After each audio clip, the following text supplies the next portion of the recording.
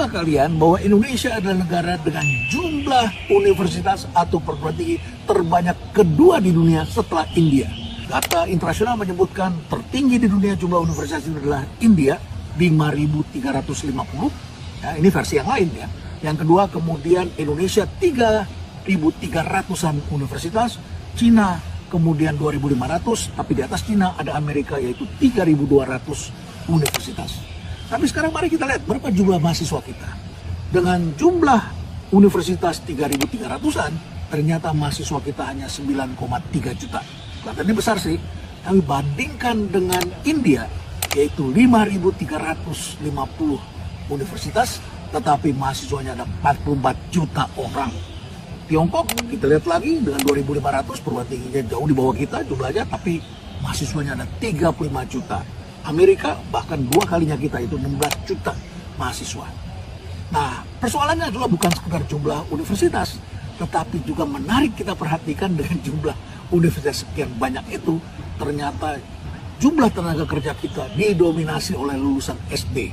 Bayangkan coba, tenaga kerja kita didominasi oleh berpendidikan SD, kemudian SMP, SMA. Jadi kalau dijumlahkan itu sekitar 60-an% pendidikannya ada SD, SMP, SMA, 60-70%. Ini tidak mengherankan mengapa kemudian kita menjadi pergunjingan global. Pergunjingan global kita adalah PISA skor kita, baik itu dalam bidang sains, teknologi, matematika, itu rata-rata rendah, termasuk literasi kita, rendah. Masyarakat kita tidak bisa memaknai angka, tidak bisa memaknai kata-kata. Tidak mengherankan banyak orang ribut di negeri kita. Satu soal gampang aja ribut, menyelesaikan apapun ribut, nggak selesai-selesai. Di jalanan juga ribut, antara orang yang benar yang nggak benar, kuatan yang nggak benar itu.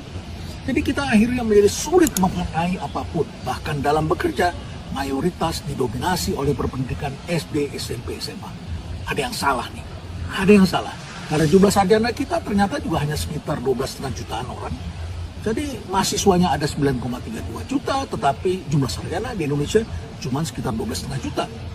Lalu kemudian kita mengharapkan pendidikan kita ini bisa meningkatkan pendapatan. Alih-alih meningkatkan pendapatan, yang terjadi adalah kelas menengah kita menjadi semakin rentan. Tapi kelas menengah ini kemudian sekarang berkurang, dan berkurangnya banyak sekali. 9,4 juta orang turun ke bawah. Yang lebih enak di bawah sih, karena kalau di bawah kan dapat bansos, dapat bantuan ini dan itu. Dan tahun 2024, apalagi kemarin menjelang Pilpres, itu banyak sekali. Pemerintah kita itu generous sekali, murah hati sekali, banyak sekali yang dibagikan. Dengan tujuan ini, tujuan itu, tujuan ini, pokoknya banyak sekali yang diberikan. Memang lebih enak di bawah. Apalagi sebentar lagi kalau nanti kita melihat misalnya harga BBM, subsidinya akan dialihkan. Memang tidak tepat sasaran sih.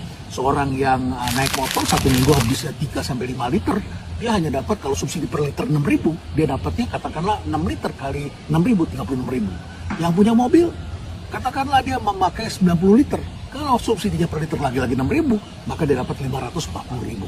Bandingkan dengan yang tadi yang di bawah, dia dapat 36.000. Jadi kelas menengah kita memang menikmati subsidi lebih besar kalau untuk kendaraan. Itu kelas menengah ke atas tuh yang punya mobil. Nah, kelas menengah ini kan kejepit sekali. Naiknya sepeda motor, kemudian subsidinya kecil, bansos tidak dapat. Jadi mereka drop. Bagaimana kita mau mengangkat mereka ke atas? Sedangkan 60-70% pendidikannya adalah SLA ke bawah. Ini persoalan besar bagi kita, PR bagi kita semua. Gimana ngangkatnya ini? Tentu saja adalah pendidikan harus ditingkatkan, dan pendidikan bukan cuma sekedar gelar. Stay